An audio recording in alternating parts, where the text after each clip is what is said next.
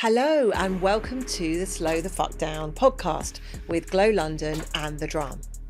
I'm Emma Harris, Chief of Glow London and founder of the Slow the Fuck Down movement. In May 22, I had a completely out of the blue cardiac arrest and beat odds of 96-4, surviving unscathed. Since then, I've been committed to sharing the perspective I'm now blessed with, that many of us are wasting the precious time we have on this planet with unsustainable pace and stress.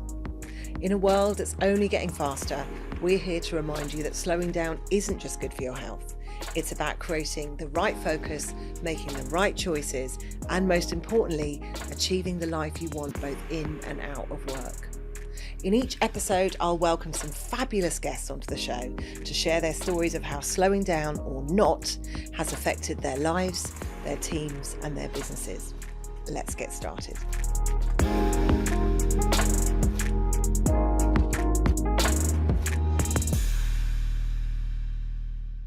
On today's episode, we've got some marketing royalty, both honorary fellows of the Marketing Society, Naomi Walkland and Mark Evans.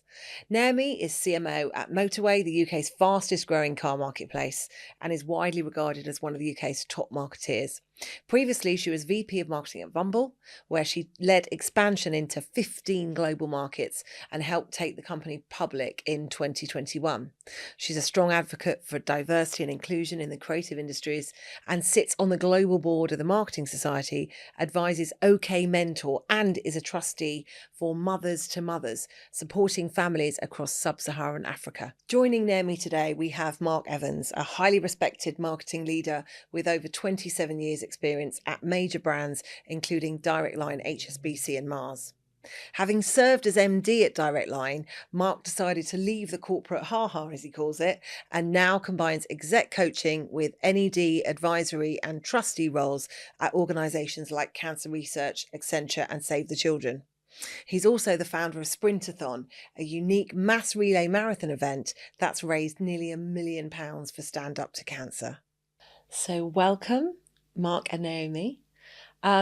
I'm going to start by asking our podcast first question, which is, how did we get here? How did we get to this place where, I don't know about you, but everywhere I look, I'm hearing stories of people with exhaustion, people feeling overwhelmed, people feeling undervalued. There's a lot of research we're hearing about this now.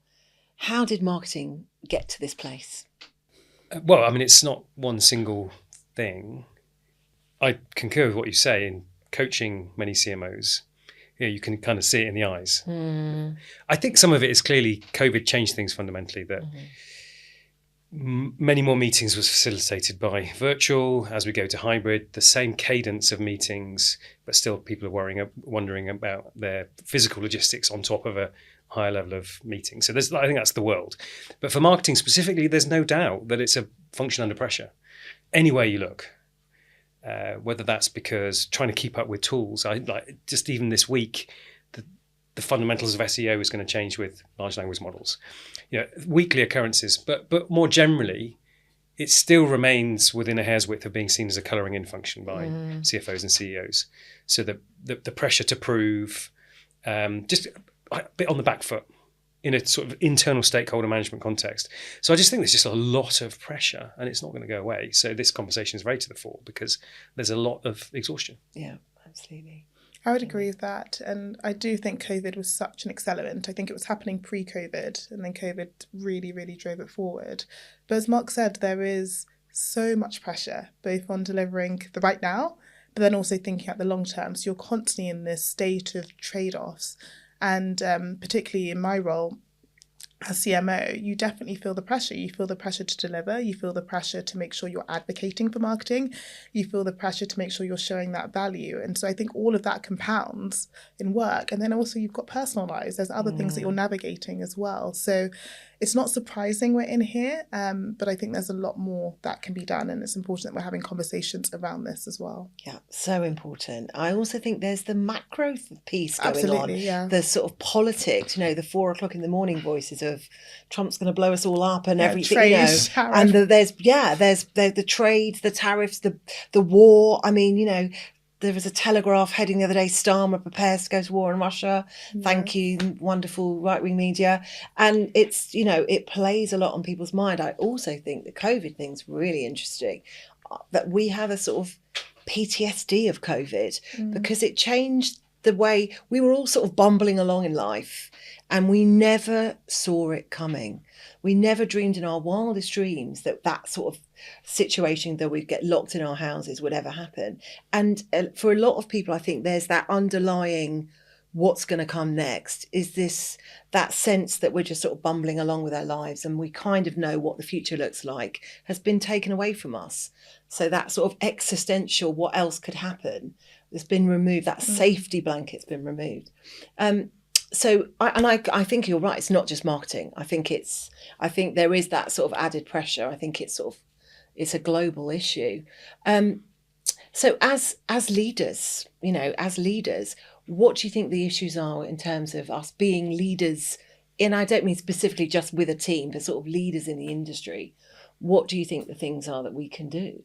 Yeah, I think there's a number of things. I think one is we're in a state of reactivity, and we have been a lot since COVID and now.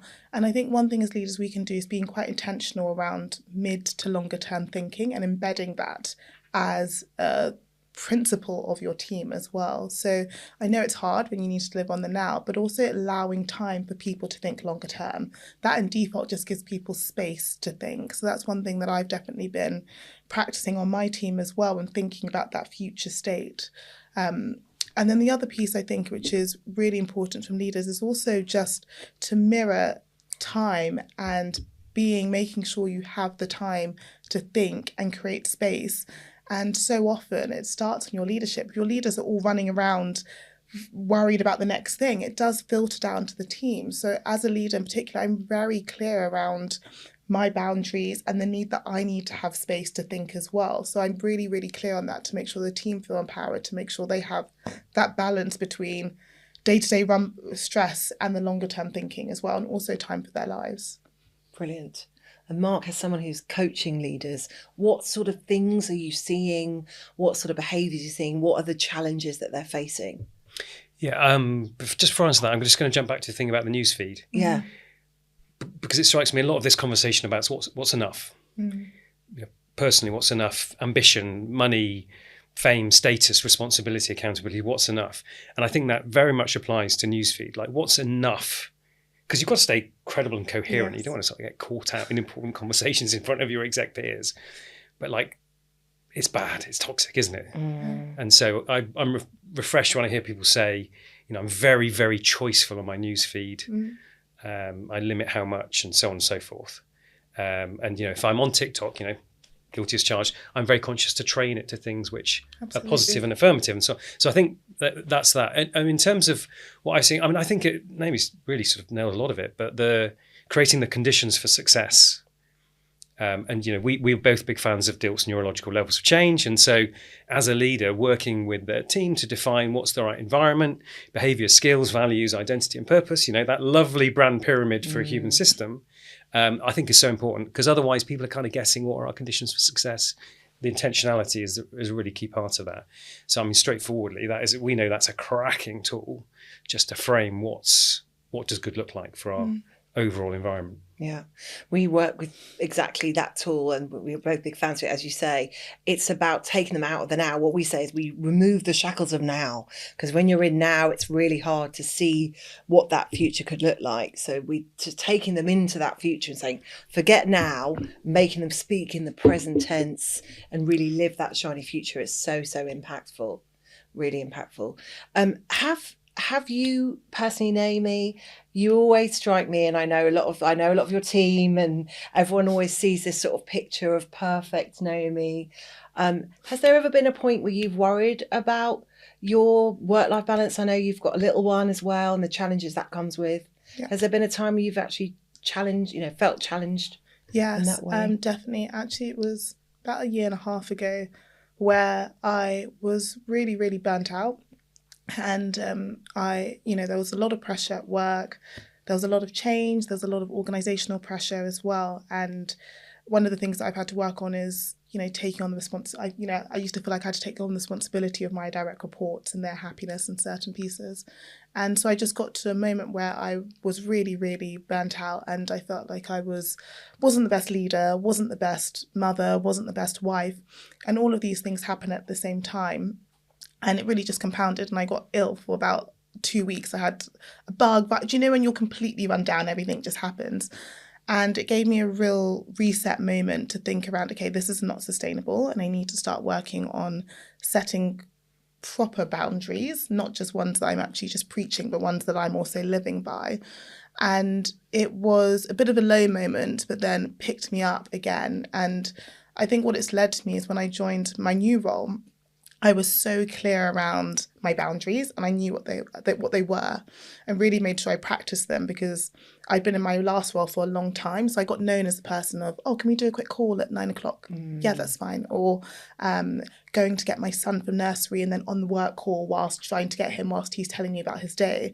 And so I just got into this state of I really wasn't practicing what I believe in and what I know to be true for me. And it just led to this kind of moment of feeling burnt down. And then I had to almost retreat and rebuild, which I've done. And how long was that process, do you think? Was it the new job that gave you that process? Yeah, it was a few months, and it was I started working with a coach, which I'm a really big advocate of as well, and I always encourage senior leaders to work with coaches, and just to reframe what are my priorities. And one thing that she really worked with me on is I always used to say, I don't have time, and she really allowed me to think around like what time is, what am I saying, what am I busy, and looking at what is important to me and what do I need to be on. And so I did that thinking a lot before I started my new job. So I came in really clear around what is important, what are my priorities. But it was a journey. It wasn't a quick thing after getting unwell and working through it. I would say it was about 6 months of really resetting my expectations, and also resetting what it means to me to be a leader as well, and to truly show up, and also to set boundaries with your team as well. Yeah. And starting in a new job is a great way to do that. Mark, what advice might you have of people who don't have that kind of break? So they're in that place, they've created those patterns of behaviour because they're an impassioned leader who wants to support their team. How do you create change where you're sort of in the thick of it? I'm going to just sort of segue into that, because I think the question about burnout, I think dodged that bullet. Yeah. But I think there are some things which, partly luck, partly judgment, which got me to that place. Yeah. Would you talk about that first? Yeah, of course. Then? Yeah. So I don't think I've ever really sort of been at risk or high risk of burning out. But the first thing is holding perspective. So my wife's a nurse and has been for all the time. We've shout out to Lauren, 25 years married in September. And when I was like this all like supercharged graduate working in Mars, I'd come home at the end of the day and she was working in bone marrow transplantation. 50% of people didn't walk out. And so that has always been like, she doesn't give a stuff about any of this. So that's like having perspective. So not to get too stressed. I think that's thing number one. Thing number two, I was made redundant 4 times. So I am the most resilient motherfucker I know because you have to become so. The other thing is, now early 50s, there's not many 50-year-old plus marketers around. It's just a thing. Because there is a cadence and an energy and so on that's required. So I think I sort of spotted that early, that not like I'd had my time and was knackered, but just to pivot early into something else that would give me like a new curve, like 100-year life, multi-chapter stuff. And so now in this mode, it is just straightforwardly less stressful. So I think the combination of perspective, resilience, and making the right decisions at the right time, that's why, not because I'm any genius or because I'm maybe more resilient than everybody else, but those things I think have stood in good stead. Okay. Mark, you always strike me as somebody who's actually lives by the work out what matters and choose it, which often people don't for whatever reason. And you explaining that your wife's a nurse makes absolute sense, because we're always talking about, all these people that are driven with this massive pressure. You're not operating on babies, you're not saving lives, you're driving shareholder value, you're uplifting market share. I can imagine you going home going, we sold more units. Your wife would be like, and more insurance policies.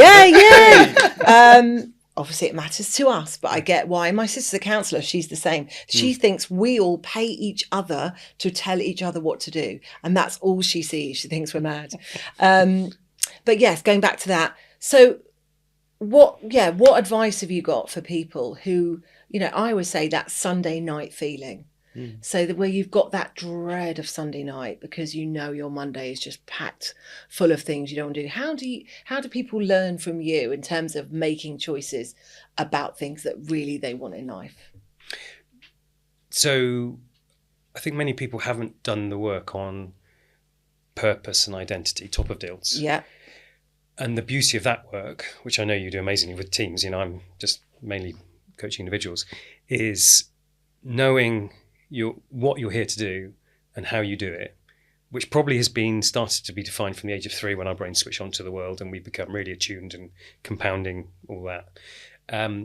Being very deliberately on purpose, ideally in every single conversation. So, I can say very vividly, and have done for over a decade, my purpose is to help people to be more fulfilled and more successful simultaneously. My how, the way I do it, my identity is as a Swiss Army knife, like a hacker and ingenious solutions and so on. And I do that literally in every single conversation I have. I always look for that. With my son, I just wouldn't label it. It's weird dad and all that, but it's always there. And so I find that very energizing, always have abundant energy because everything I'm doing is on purpose. I'm exaggerating slightly for effect, but knowing you're on purpose, I think, is a really big part of it. But of course, you've got to do the really deep work to understand what genuinely that is. Do you feel you were doing that when you were in role? So when you were MD at Direct Line, you were doing it, that was still your lens. That's brilliant. Yeah, because we talked about 2014. I had a fucking amazing coach, shout out to Kathy Bain, who recentered me to a conversation I had on the night of my graduation in 1995. And so the fog lifts and this is what it's all about. And hereafter, this is everything I want to do. So by 2018, it was clear to me that I wanted to step away from corporate exec Lala. Just took a little while to manifest because of COVID. But yeah, basically, it's if you can do the work to understand that very core purpose, you can live it in every single conversation. And I just want to know, what was that 1995 conversation? We want to know that. Okay, and then we just need to Well, absolutely. Conscious of that. So here we are, including Lorna, my wife of 25 years, 5 of us graduating from university. And normally it would be the ceremony, which is the thing that you'd remember. But it wasn't. It was the meal afterwards for one very specific reason. We're in a cheapo curry house in Nottingham city centre, there with Matt and Kerry, who are also married now 26 years, Sarah. Nobody else for her to marry, so she's sort of married outside, fine. And Matt's dad, Pete, says, do you mind if I say a few words? Go for it. It's not like a champagne joint or anything, but go for it. And he said, as I look before you, I'm jealous. And the reason I'm jealous is because from this position, you can achieve almost anything in the world. But at the same time, I pity you. And the reason I pity you is because for the next 20 years, you'll go in search of success. And then after 20 years, when sadly maybe your best years are done, you'll realise it's not about success. It's about significance. But the really smart people, kind of thing, the really smart people figure out how to achieve success and significance simultaneously. And this was a speech he did from regret, it transpired. And maybe he was only talking about purpose 15 years ahead of time, but it haunted all of us in a positive way. So Lorna goes on to be a nurse, Sarah goes on to be a careers advisor, Kerry goes on to be a social worker. Matt and I probably did the sort of more typical corporate Lala stuff, but it was always there. And it was only 21 years later when it was played back to him, he'd forgotten he'd ever done it, that he'd realised the impact he'd had on all of us at the first ever Sprintathon. So, there's lessons everywhere in terms of the impact that we don't even know we've had. But straightforwardly, that idea of the and, success and significance, directly translates into, for me, helping to be more successful and more fulfilled. Not an or, but an and. Love that. And from a personal point of view, I've always known my purpose is about making life fabulous for me and the people around me. So similar, maybe the fabulous is sort of success and fulfillment. For me, sadly, it took a cardiac arrest to make me realise I thought I was living that, but I wasn't, because I was on the quest that you talked about before for more. I was, in the words of Eckhart Tolle, most people are waiting to start their lives. I was waiting to, I don't know what, to create some perfect version of myself I would never achieve when I had it. What used to be when I got that title or when I get that salary, then it was when I need that turnover or that house, or when I'm thin. I don't know what the fuck it was, but it was like waiting to achieve something.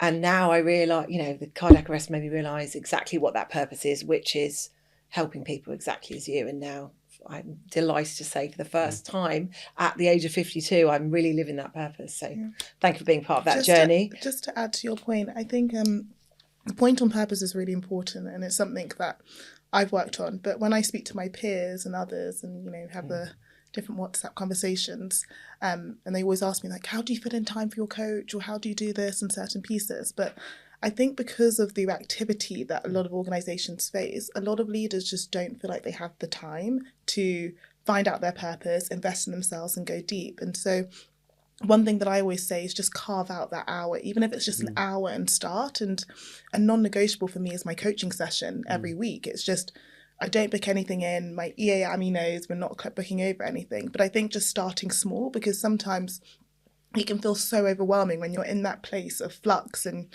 you've got priorities outside of work and so forth. Just starting small and noting that, for you both, you've found your purpose through various ways, but sometimes it can take people a bit of time to really find out what is it, what is my reason, what is my reason of being as well. You know yours?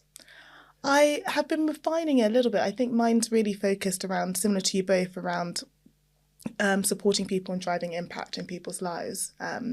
My mum always drilled in the importance of purpose to me and would always talk about it, and something she really believed in. So I think I'm always still refining it, but I think after last year in particular, when I felt a bit burnt out, it was really around that kind of impact and helping others. I've had so many people have helped me, so that's something I want to continue to do. And what do you do to slow down? So, I see the pace at which you work and which you lead your team beautifully. What are the things that really slow you down? Yeah, there's a couple of things. One is I'm such a planner, which but every week or even in advance, I plan out my week. What are the priorities, as I said at the beginning as well? Just really clearly identify, like, what do I need to achieve this week? Maybe one or two critical things. So that's one piece.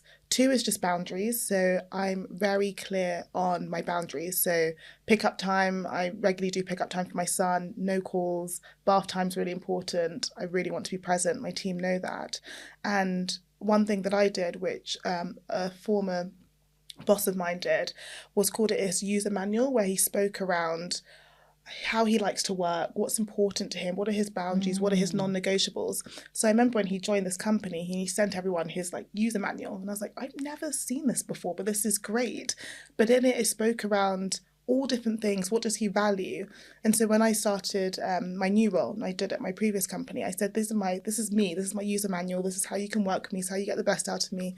These are things. I always take a lunch break, and I always have an hour. I need that time to reset. I'm always going to pick my son up and have that time, and I won't take any calls there. And I was just really clear on that, and I think that helped.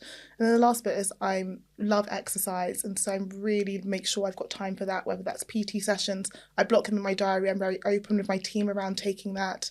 And making sure that I've got time to learn new things. So I started tennis, and interestingly enough, we had an exec meeting today, and so many of us are either learning tennis, have PT, we're all prioritising ourselves. And I think it's really important that, I could tell it's the first time we all had conversations about it, but we're normalising the fact that we're doing things to look after ourselves as well. Brilliant. And that is what we call leading by example, because you have created that space and given that permission. It's something I always talk about. If you're leaving at lunchtime to go to the gym as a leader, shout loudly about it. If you're leaving to pick up your kids, shout loudly about it. Everyone is looking to you to create those habits. I'm ashamed to say, when I was, running sales and marketing at Eurostar, I was first in, last out, always at my desk. I look back and think, wow, what about the parents? I was single, so I could live the job. But what about those mums that used to sort of go, sorry, if they're leaving at 3? So I just think that's really beautiful what you're doing. Mark, any thoughts on what helps you slow down? I know a few of them. Yeah, I'm just. A lot of this is about agency, and so now I've got full agency because I have to do things I want. But I think in many roles, maybe 60-70% is obligatory, and so recognizing that, but also being clear where you do have agency to control your own destiny. I mean, my things are very sort of physiological. So I do the cold plunging most mornings, Wim Hof and breathing, and in your house. Well, in the cold tub in the garden. You've got a cold tub in your own garden. I've been looking into this. Yeah. I mean, I just did a post on it yesterday, actually.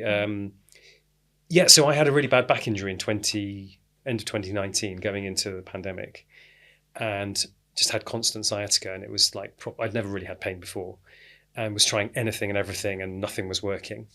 And then I started to do the ice baths and the breathing. I read the Wim Hof book on holiday, and I don't know whether it's coincidence or not. I don't think so. It really, really helped to fix my back, and it's been absolutely fine since. Oh, wow.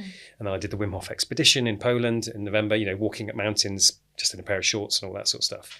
And physiologically, but also from a mental health, I think, whether or not you like Wim Hof, but elements of his practice, I think they've really helped me. So yeah, any morning that I'm not getting up robo early to come into London, I'll go in the cold tub, 6 degrees, 3 minutes, very zen. Sounds not, but it is. Bit of breathing, bit of box breathing, a few different breathing techniques, but then circuits on a Monday night and yoga on a Friday to top and tail the week, which I didn't used to do, but I can do more of now. And I think Naomi's spot on. Boundaries, rituals, routines, keeping what's precious. Yeah. And you once told me your breath, is it 2 minutes? I mean, there's people, it's minutes and minutes and minutes. Yeah. But it's not really the point. It's sort of, but it induces, it activates your immunity, your cardiovascular and so on. But yeah, I mean. But you've built up to that. Yeah, in the extreme, Oh, wow. it's a bit of a mad practice, the breathing side of Wim Hof. I'm a bit more into the plunging side because it's sort of more overtly invigorating. Yeah. But yeah, I mean, whatever it takes Whatever to stay. it takes. I think to stay physically well is, starts from there really. Yeah, I mean, breathing is so big. I was at an event I was lucky enough to speak at last week that was interesting. It was a finance organisation, and they had all their mortgage advisors coming into an event, and it was such a beautiful thing because rather than talk about selling their products, they just got all these super busy, fairly stressed out people in for a day. I talked about how to slow the fuck down, and then they had a breathwork expert who got them all lying on yoga mats. It was a really beautiful thing. Teach them about box breathing, teach them all these, for me, that was just, those are the things as leaders in this industry where you're sort of spotting things that we all need to try and facilitate. And obviously this is one of them. Maybe just one, so cold water. Yeah. Because I genuinely believe it can, we grew up as a species when we were hungry, wounded, cold, under threat and so on. So we're pretty hard as a species. It's called hormesis, which is basically galvanizing you for challenges ahead. So going into cold water in a controlled environment for 2 or 3 minutes does all the physiological, mental and so on. But at a very basic level, if you can find Zen in a challenging situation, then that's, for me, a metaphor for working life. And you can start in the shower for 30 seconds and build up to it. And anybody who I coach, I'm like, badger them, and I've got 3 people all the way through the funnel, as I call it, down to buying their own ice tub. Brilliant. Because I just believe it's... How cold does it need to be? Anything under 10 degrees for 2 minutes is fine. Right. First 2 minutes physiological, thereafter mental. But it doesn't... There's the whole ego around it's got to be 0 degrees and I've got to be in there for an hour. It's not that. It's just anything under 10 degrees for 2 minutes, fine. I've done 11 degrees. And I lasted 16 minutes, which I know you don't need to last that long because it's everything. All the goodness is the first 3 minutes, like you said. But I went on a retreat, Jason Vale's retreat, and we did this thing called yoga immersion every day, and we built up every day. I mean, 11 degrees is bloody cold. So I know it's cold. It's really cold. And you get used to that. Yeah, I mean, you do. But for me, it was just about not moving. That was the thing. Every time I moved, it sort of reminded me how cold it was, being really, really still. It's a beautiful thing. There's there's some patterns of behaviour in leadership. Just want to get back to that. And you've talked a little bit about that. And the Marketing Academy are doing some work at the moment about sort of how do we set best practice in leadership. Why do you think, again, there are so many issues around observing some of these leadership behaviours at the moment? I think it kind of goes back to what we were saying about purpose. I don't think some leaders are putting in the time to really work out their purpose, but also leadership's not something you just click and then you're done and you're a leader. It's something which you're continuously working on. And I think that's something which some leaders just don't prioritize that. And I think that then just leads to it running through the team as well. You need to work on yourself. You're never done. Like, I don't think that concept of you're the best leader and that's it. There's continuous things, there's different obstacles you're working on. And so I do think as leaders that, one, we need to make the time to invest in ourselves and not feel guilty about it, because that's also another thing I hear from a lot of people. It's like, oh, I feel really guilty, or I've got all these different things. Prioritize that. And two, just be really aware that our work is not done. And I'm constantly facing new challenges and opportunities in my team and having to flex my leadership skills as well. But I think having that dedicated time is so important to leaders to really think around, am I creating those sustainable conditions for my team to thrive? And I think so often, leaders aren't thinking about that, but I also think more broadly exec teams are not thinking about that. So it's not just solely the individual leader, it just may not be a priority. So it's around how to really, really drive the importance of people. And I always say, you can't achieve all these great highs if you don't have strong people. You need to make sure you're investing in them as well. So I think part of it comes down to the time and investment and making sure people's front and centre of the business as well. I also think there's an allyship piece, because I think it can be very lonely. Yes, yeah. And having that sort of accountability, sharing your issues. Mark, I know you are accountability partner to many people. If you can just talk to us a little bit about the importance of that for leaders. Specifically on accountability partners, we had a short conversation about this, didn't we? But I mean, often in coaching it comes up. This is why I think coaching is preserved from Gen AI, because you can get a great, probably good/great Gen AI based coach, but they won't be your accountability partner. Like, I've made a commitment to an individual. I think that's, you're sort of tied to the mast, haven't you? Yeah. So I'm straight, which is why talking about externalizing your commitments is a sort of like a binding effect that makes it somewhat inescapable. Yeah. I think that tribe, on my 50th birthday, I stood up and said, these are all the things I've learned in 50 years. And that was the first thing, was find your tribe and stick to it, and making sure as leaders you're not alone, that you have got people you can learn from, you can share best practice, you can get accountability, whether it's a coach or just peers. So I feel like this trajectory of stress has increased because of all the things we've talked about. COVID, technology, always on acceptance, fear of AI, fear of, what's happening in the economy. What do you feel about the future? How are you feeling about the next 5-10 years? I definitely think there's a lot on, speaking from a kind of marketing lens and board business, there's a lot of change that's just happening. As Mark said at the beginning, SEO is changing radically, the future of search.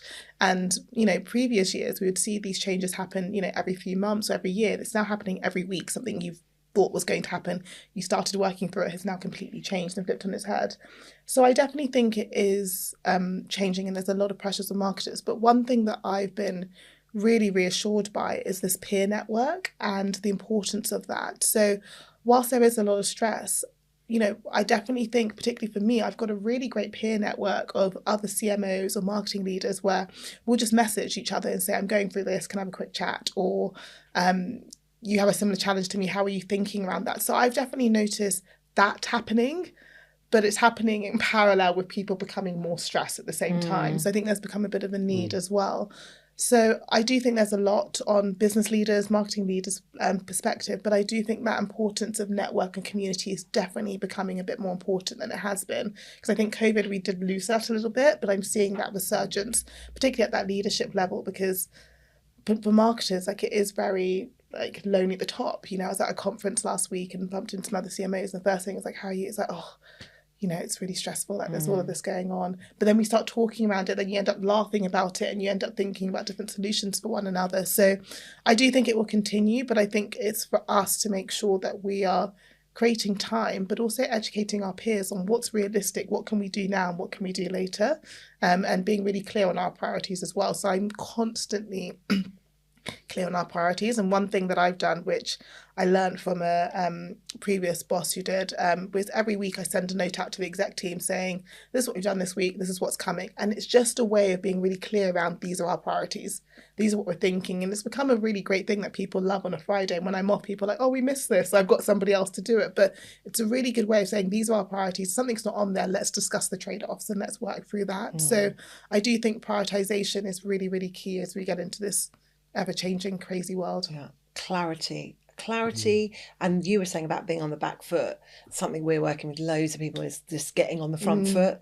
So having that is exactly perfect. It's not waiting for the questions to come in, because anyone in the business with a phone and Instagram on TikTok thinks they're a marketeer. Yes. It's getting on the front foot, creating a lot of clarity around, these are our big bets, these are our priorities, this is the progress.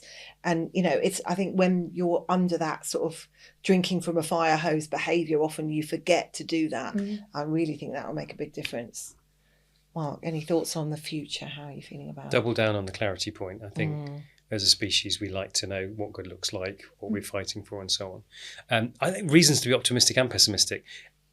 In the next year or so, AI is definitely a time back thing. So getting a day back a week or 2 hours a day. I've massively drunk the Kool-Aid. Me too. I'm going through the. Had a good coach on this or mentor on this. You know, step one, just go nuts for all the different things out there. Experiment to flip the mindset. Number two, then optimize things, and then three, automate personally. Not corporate, but personally. So I think that will give some time back. But maybe that's just going to get normalized in the mix of things, because organizations can downsize and absorb that saving. But for now, I think AI definitely is a lever. My thought on this one was so somebody I know was decent mates with Nelson Mandela. I mean, who knew? But he was. And he had some really good advice from Nelson Mandela around leadership. And he said to this person, you're very husky. The lead husky leads from the front. Right. You need to be more wolf, because the lead wolf leads from behind. It's like the coactive model, if you're familiar. You know, leads from behind, scans, surveys, optimizes, sees risks and opportunities, a bit more strategic. People think that they're leading themselves, of course they're being, and so on. And he said, so you need to be more wolf. And I think this is the sliding doors thing for CMOs who create their own agency, get established, do the right stakeholder management and so on, can move into a more wolf-like position, which is, you know, frankly more zen and relaxing and so on. Those that don't are getting sucked into this wolf state, husky state. Everything's on their shoulders, everything's in their head, pressure, stress, downward spiral, burnout, and so on. And I think, you know, it's a sliding doors thing about which way do people go. And there are some pivot moments that will lead one way or the other, but recognizing that it can't all be about you. Yeah. And that's not resilience. People often think resilience is I'm tough, I'm at the front. Actually, resilience is being prepared. Resilience is readiness to know what's coming. So resilience is the guy at the back going, I can see the pitfall, I'm ready for that. That's resilience. So I completely be more wolf. I'm absolutely going to buy into that.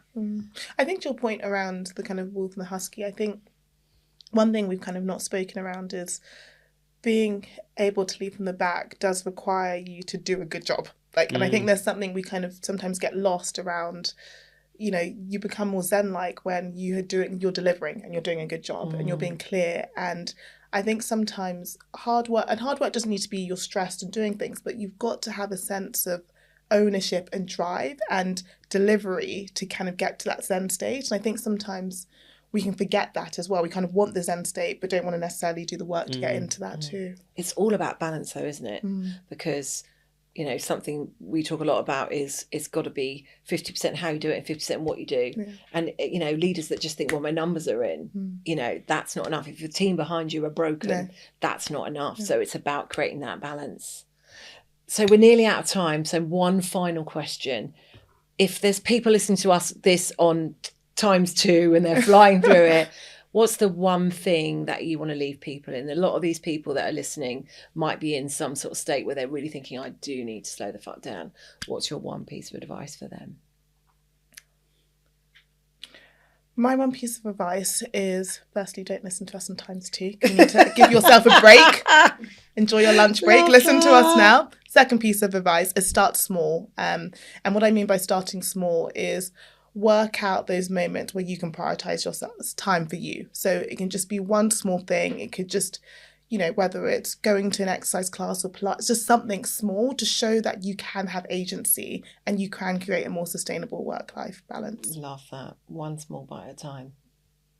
Mark. Mine would be, I'm going to change my mind because I don't want to. Mine would be to create a gratitude journal, but with a difference. So I've observed through the years that written gratitude journals don't work because there's a number of failures around them. So I've got to find the prose, I've got to find the right words. It's like subconsciously somebody might read this. What if I haven't got my book with me? What about when I finish the book? Where do I put it? If I lose the book, I can't go and search the book. But a digital gratitude journal, specifically using Trello, one column for a month, one tile for a day, every day, one photo, 2 or 3 things that I'm grateful for. And so I've done this for about 5 years. And it's a beautiful thing just to see what a privileged life I have, even if it's just, I don't know, that nice coffee or that particularly good ice bath or whatever it is. But it trains your brain to go and look for what I should be grateful for during a day. And so I there's a spiel I help people to how do I do it? But, so it captures the profound, but also the trivial. It's lighthearted. Nobody's ever going to read it because it's, on my personal Trello app. But I think, just noticing the good things, even if it's a little bit of kidology, because actually you've got to work bloody hard to get ahead of the, outrun the bear. Great. A daily gratitude journal, but digital. I'm going to start that because I have a written one. And sometimes I feel like my husband's going to read it. So I'm like, what am I grateful for? My husband every day, just in case. He was amazing. Something I've said on another podcast, so if you listen all the time, forgive me for repeating myself, is that there's myself and Julie Dolman and Sophie Devonshire have a WhatsApp group every Friday, and we call it weekly wins. And often it's not just wins, it's challenges as well. And we're sharing things like how our exercise is, how our health is, stuff that's challenging with our kids or partners, whatever. And it's a really good high performance habit, but and sometimes it's a struggle to carve out the time, but it's the equivalent of that, because sometimes you go, oh fuck, what a week. And then you actually spend some time going, well, actually, I've achieved a huge amount. And because we're holding each other accountable to stuff and challenging, actually, why are you being hard on yourself here? Look what you've achieved. So also, I think that's combining gratitude and accountability. Yeah, that's very nice. I'd really recommend, if you've got a tribe, if there's a couple of people you want to do that too, it's a really great habit. Both of you have been amazing. Thank you so much for giving us your time, your vulnerability and your thoughts and your expertise. And thank you for listening. This has been Slow the Fuck Down. Thank you for listening to the Slow the Fuck Down podcast with Glow London and The Drum. If you found this episode interesting and insightful, please help us spread the word by giving us a follow or sharing it with your friends. And if you feel inclined to give us a quick review, that would be awesome. Let's all do what we can to help the world slow the fuck down.